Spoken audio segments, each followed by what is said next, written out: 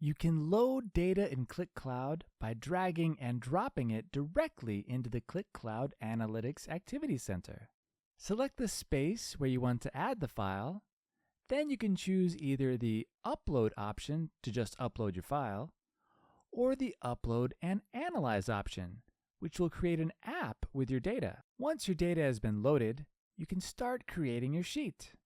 Alternatively, as in this case, you can continue uploading your data. To do this, go to the Data Manager and drag and drop additional files into it.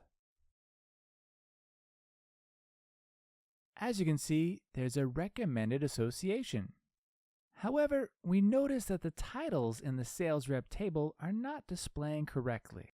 To fix this, open the table and click the Select Data from Source button. From the Field Names drop-down menu, select the Embedded Field Names option. Now the titles are displayed correctly. Next, you can add another spreadsheet, in this case, the Customer table, and you'll see that the association with the Sales table is correct.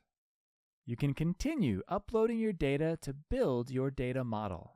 In this example, we add the Cities and Item Master tables, and then check the associations.